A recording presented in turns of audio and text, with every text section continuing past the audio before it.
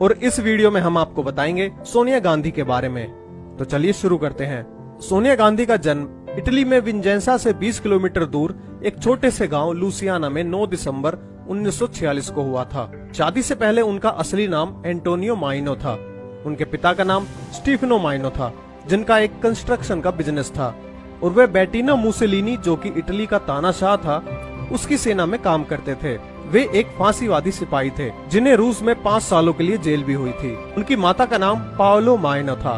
उनकी 2 बहनें हैं, अनुष्का, जिनका असली नाम एलेजेंड्रिया है, और दूसरी बहन का नाम है नाडिया। सोनिया गांधी का बचपन टूरिन, इटली से 8 किलोमीटर दूर स्थित ओर्बसानो में व्यतीत हुआ। वहाँ वे रोमन कैथोलिक परिवार में पली बढ़ी। सोनिया गांधी ने अपनी शुरुआती शिक्षा एक कैथोलिक स्कूल मारिया एसोलिएटरी स्कूल में अपने 13वें वर्ष तक की। इसके बाद 1964 में वह कैम्ब्रिज विश्वविद्यालय में बेल एजुकेशन ट्रस्ट के भाषा विद्यालय में अंग्रेजी भाषा का अध्ययन करने गई। परंतु सुब्रमण्यम स्वामी ने आरोप लगाया है कि सोनिया गांधी कभी कैम्ब्रिज विश्वविद्यालय गई ही नहीं। उन्होंने बताया कि वह एक बार कैम्ब्रिज विश्वविद्यालय में एक लेक्चर देने के लिए गए हुए थे, तो उन्होंने वहाँ कॉलेज के अधिकारियों से पूछा कि सोनिया गांधी कॉलेज के दिनों में कैसी स्टूडेंट थी। तो अधिकारियों ने उन्हें बताया कि सोनिया गांधी नाम की कोई लड़की यहाँ नहीं पढ़ती थी। तो स्वामी जी ने सोनिया का दूसरा नाम बताकर पूछा, लेकिन इस नाम से भी कोई नहीं पढ़ता था। और स्वामी जी इस तथ्य को यूनिवर्सिटी से लिखवा कर लाए थे कि सोनिया गांधी या एंटोनियो माइनो नाम की कोई भी लड़की यहाँ नहीं पढ़ती थी, बल्कि सोनिया गांधी ने लेनॉक्स स्कूल से इंग्लिश भाषा का कोर्स किया था, और ये स्कूल भी 1970 में बंद हो गया था। अंग्रेजी भाषा का कोर्स पूरा होने के बाद सोनिया गांधी ने वेरा सिटी रेस्टोरेंट में एक वेट्रेस के रूप में काम करना शुरू कर दिया। यहीं सोनिया गांधी की मुलाकात राजीव गांधी से हुई, जो उस समय कैम्ब्रिज के ट्रिनिटी कॉलेज में पढ़ते थे। ऐसा नहीं है कि केवल राजीव गांधी ही सोनिया से मिलने वाले उनके पुरुष मित्र थे। उनसे मिलने वाले अन्य पुरुषों में माधवराव सिंधिया तथा एक जर्मन पुरुष स्टिगलर प्रमुख थे, जो कि सोनिया के घनिष्ठ मित्रों में से थे। सोनिया गांधी की माधवराव सिंधिया से मित्रता राजीव गांधी के विवाह पश्चात भी लंबे समय तक जारी रही। चलिए वापस चलते हैं राजीव गांधी पर। राजीव गांधी ने 1962 से 1965 तक कैम्ब्रिज में मैकेनिकल इंजीनियरिंग में दाखिला लिया, लेकिन वह परीक्षा पास नहीं कर सके। इसलिए 3 साल फेल होने के बाद उन्होंने 1966 में लंदन के इंपीरियल कॉलेज में दाखिला लिया, लेकिन यहाँ भी डिग्री पूरी किए बिना ही कॉलेज छोड़ दिया। के.एन. राव ने अपनी पुस्तक में लिखा है कि राजीव गांधी सोनिया गांधी से शादी करने के लिए एक कैथोलिक क्रिश्चियन बने और अपना नाम रॉबर्टो रखा, जिसके बाद उनके 2 बच्चे हुए, जिसमें से लड़की का नाम बियंका रखा और लड़के का नाम रखा राहुल। और भारत की जनता की आंखों में धूल झोंकने के लिए राजीव सोनिया का हिंदू रीति रिवाजों से पुनर्विवाह करवाया गया, और बच्चों का नाम बियंका से बदलकर प्रियंका और राहुल से बदलकर राहुल कर दिया गया। 1968 में दोनों का विवाह होने के बाद सोनिया गांधी भारत में रहने लगी। पहले सोनिया गांधी हर 5 वर्ष बाद विदेशी कानून के तहत भारत में रहने का परमिट लिया करती थी। यह परमिट उन लोगों को दिया जाता था जो कि अस्थायी तौर पर भारत में रहने आते हैं। सोनिया गांधी ने सर्वप्रथम भारत में रहने का परमिट 1968 में प्राप्त किया था, जब वो पहली बार राजीव गांधी के साथ भारत आई थी। 1973 में 5 वर्ष की समाप्ति पर अगर वे चाहती तो भारत की नागरिक बन सकती थी, लेकिन 1973 में उन्होंने पुनः आवेदन करके अगले 5 वर्षों तक भारत में रहने का परमिट प्राप्त किया। इसके बाद 1978 में उन्होंने दोबारा अगले 5 वर्षों के लिए भारत में रहने का परमिट लिया, और भारत का नागरिक बनने का आवेदन भी सोनिया गांधी के नाम से नहीं, बल्कि एंटोनियो माइनो के नाम से किया जाता था। सोनिया गांधी ने भारत की नागरिकता विवाह के 15 वर्ष के बाद यानी 30 अप्रैल 1983 को ली थी। 1982 में IIT गेट दिल्ली के पास रात 2 बजे एक कार एक्सीडेंट हुआ, जिसमें सिर्फ माधवराव सिंधिया और सोनिया गांधी बैठी थी। दोनों को काफी गहरी चोट आई थी। एक IIT के छात्र ने उन दोनों को कार से बाहर निकाला। सोनिया गांधी की इच्छा पर उन्हें प्रधानमंत्री निवास भेज दिया गया, तथा माधवराव सिंधिया, जिनका पैर टूट गया था, उन्हें दिल्ली पुलिस ने आकर अस्पताल भेज दिया। माधवराव सिंधिया सोनिया गांधी के धीरे धीरे आलोचक होते जा रहे थे, तथा उन्होंने अपने निकटवर्ती मित्रों से सोनिया के संबंध में संदेह भी जताया था। और फिर कुछ समय बाद ही एक वायु दुर्घटना में माधवराव सिंधिया की रहस्यपूर्ण परिस्थितियों में मौत हो गई। ऐसा कहा जाता है कि इंदिरा गांधी की बुलेट प्रूफ कारों का ठेका एक जर्मन कंपनी को दिया गया था, जिसमें बिचौलिए का काम किया था वोल्टर विंसी ने, जो कि सोनिया गांधी की बहन अनुष्का का पति था, और इस डील में उसने भारी भरकम कमीशन खाया था। इसके बाद 1986 में वोल्टर विंसी को भारत की एसपीजी को इटालियन सुरक्षा एजेंसी द्वारा प्रशिक्षण दिए जाने का भी ठेका मिला, और इस सौदे के लिए उसने नगद भुगतान की मांग भी की थी, और वो भुगतान सरकारी तौर पर किया भी गया। इस नगद भुगतान के बारे में तत्कालीन कैबिनेट सचिव बीजी देशमुख ने अपनी किताब में उल्लेख भी किया है। और ये ट्रेनिंग भी असफल रही और सारा पैसा लगभग व्यर्थ ही चला गया, क्योंकि इटली के जो सुरक्षा अधिकारी भारतीय एसपीजी कमांडो को प्रशिक्षण देने आए थे, उनका रवैया जवानों के प्रति बेहद खराब था। एक जवान को तो उस दौरान थप्पड़ भी मारा गया। रो अधिकारियों ने ये बात राजीव गांधी को बताई और कहा कि इस व्यवहार से सुरक्षा बलों के मनोबल पर विपरीत प्रभाव पड़ रहा है और उनकी खुद की सुरक्षा व्यवस्था भी ऐसे में खतरे में पड़ सकती है। घबराए हुए राजीव ने तत्कालीन वह ट्रेनिंग रुकवा दी, लेकिन वह ट्रेनिंग का ठेका लेने वाले वॉल्टर विंसी को तब तक भुगतान किया जा चुका था।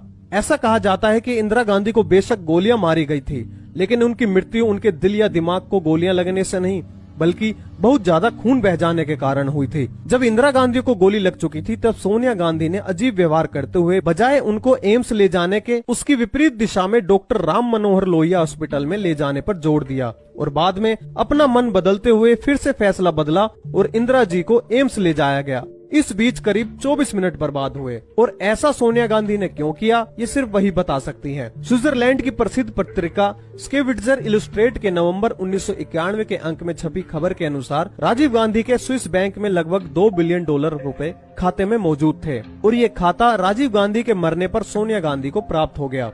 मैगजीन में ये भी दर्शाया गया है कि रशिया की खुफिया एजेंसी केजीबी ने सोनिया गांधी, जो कि भारतीय राजनेता से विवाहित हैं, उसे इतनी मोटी रकम क्यों दी। वहीं retire Indian police service officer मलाई कृष्णाधर के द्वारा लिखित किताब ओपन सीक्रेट में यह खुलासा भी किया गया है।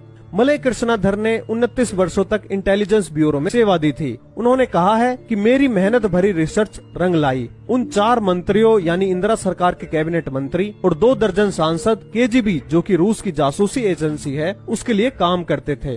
केजीबी इन्हें इसके लिए मोटी रकम देती थी। इस किताब में उन्होंने सोनिया गांधी पर आरोप लगाते हुए कहा है कि सोनिया गांधी एक केजीबी द्वारा भेजी हुई जासूस है। इसके साथ ही जब इंदिरा गांधी और राजीव गांधी प्रधानमंत्री थे, उस समय ऐसा कोई भी दिन नहीं जाता होगा कि जब बिना जांच के डिब्बों में भर भर कर सामान दिल्ली तथा चेन्नई अंतर्राष्ट्रीय हवाई अड्डे से रोम ना जाता होगा। ये सारा सामान एयर इंडिया तथा एलिटेलिया जहाजों में जाता था। कांग्रेस के नेता अर्जुन सिंह पहले मुख्यमंत्री के रूप में तथा बाद में कैबिनेट मंत्री के रूप में सोनिया के कार्यक्रमों को अंजाम दिया करते थे। यहाँ से पुरातात्विक महत्व की बहुत सी वस्तुओं को पहले इटली की 2 दुकानों, जिनका संचालन सोनिया गांधी की बहन अनुष्का किया करती थी, में पहुँचाया जाता था। इन दुकानों के नाम रिवोल्टा में एटनिका और बसानो में गणपति नाम से थे। यहाँ से झूठा बिल बनाकर इन सामानों को इन्हें लंदन नीलामी द्वारा बिक्री हेतु भेज दिया जाता था। इसमें से कुछ धन राहुल गांधी के नेशनल वेस्टमिनिस्टर बैंक तथा हांगकांग एंड शंघाई बैंक के लंदन स्थित खाते में जमा हो जाता था, परंतु इसमें से ज्यादातर धन कैमेन द्वीप स्थित बैंक ऑफ अमेरिका के गांधी परिवार के खाते में जमा किया जाता रहा। इस मामले में सीबीआई ने तो साल 1993 में भारतीय एंटीक चुराने वालों का पता लगाने के लिए एफआईआर तक दर्ज की थी, लेकिन उस समय केंद्र में कांग्रेस की सरकार थी और मध्य प्रदेश में भी। सोनिया गांधी के विश्वस्त माने जाने वाले अर्जुन सिंह तब मध्य प्रदेश के मुख्यमंत्री थे। अर्जुन सिंह की मदद से सरकार पर दबाव डालकर उस एफआईआर में सोनिया गांधी का नाम ही नहीं डाला गया। आरोप है कि इस संकट से बचने के लिए सोनिया गांधी ने सिर्फ अर्जुन सिंह का ही नहीं, बल्कि कला विशेषज्ञ मार्तंड सिंह, पाकिस्तानी दंपत्ति मुनीर और फरीदा अताउल्लाह, लंदन में रहने वाले पाकिस्तानी मूल के आईएसआई एजेंट सलमान तासिर के अलावा लिट्टे की भी मदद ली थी। राजीव गांधी की मृत्यु के बाद कांग्रेस के नेताओं ने सरकार संभालने के लिए सोनिया गांधी को बुलाया, पर उन्होंने इनकार कर दिया और कहा कि राजनीति से वह दूर रहने वाली हैं। लेकिन परिस्थितियों को देखकर 1997 में राजनीति से जुड़ गई। 1998 में सोनिया गांधी कांग्रेस पार्टी की अध्यक्षा बनी। इसके बाद सोनिया गांधी अक्टूबर 1999 में बेल्लारी कर्नाटक से और साथ ही अपने पति राजीव गांधी के निर्वाचन क्षेत्र अमेठी से चुनाव लड़ा और करीब 3 लाख वोटों से दोनों जगह से जीत हासिल की। इसके बाद 1999 में 13वीं लोकसभा में विपक्ष की नेता चुनी गई। इसके बाद 2004 के लोकसभा के चुनावों में सोनिया गांधी के नेतृत्व में कांग्रेस और उनके सहयोगियों ने मिलकर 204 सीटें जीती। इसके बाद सुब्रमण्यम स्वामी बताते हैं कि 14 मई 2004 के अखबारों में उन्होंने देखा कि सोनिया गांधी दावा कर रही थी कि वही सरकार बनाएंगी। उस समय वह मद्रास में थे। तब उन्होंने तत्कालीन राष्ट्रपति कलाम को चिट्ठी लिखी और उनको बताया कि हमारे देश के कानून के अनुसार वह पीएम नहीं बन सकती, क्योंकि सोनिया की नागरिकता पर कई अंकुश लगे हुए हैं। उन्होंने अभी तक इटली की नागरिकता नहीं छोड़ी है। स्वामी जी ने संविधान के सेक्शन 5 के एक प्रावधान का जिक्र चिट्ठी में किया था। 17 मई 2004 की दोपहर को 12:30 बजे वे राष्ट्रपति से खुद जाकर मिले। उनसे कहा कि सोनिया गांधी को प्रधानमंत्री नियुक्त नहीं किया जा सकता, ये कानूनों के खिलाफ होगा। उसी दिन शाम 5 बजे सोनिया गांधी को राष्ट्रपति से मिलना था, जहां वे सरकार बनाने के लिए दावा पेश करने वाली थी। लेकिन दोपहर 3 बजे सोनिया गांधी के पास राष्ट्रपति भवन से एक चिट्ठी पहुंची, जिसमें लिखा था कि शाम 5 बजे का अपॉइंटमेंट रद्द किया जाता है। अगर वे चाहें तो अगले दिन यानी 18 मई को मुलाकात कर सकती हैं। और इसी के चलते सोनिया गांधी ने मनमोहन सिंह को प्रधानमंत्री नियुक्त किया। इसके बाद राष्ट्रीय सुझाव समिति का अध्यक्ष होने के कारण सोनिया गांधी पर लाभ के पद पर होने के साथ लोकसभा का सदस्य होने का भी आक्षेप लगा, जिसके चलते 23 मार्च 2006 को उन्होंने राष्ट्रीय सुझाव समिति के अध्यक्ष पद और लोकसभा की सदस्यता दोनों से त्याग पत्र दे दिया। मई 2006 में वे रायबरेली उत्तर प्रदेश से पुनः सांसद चुनी गई।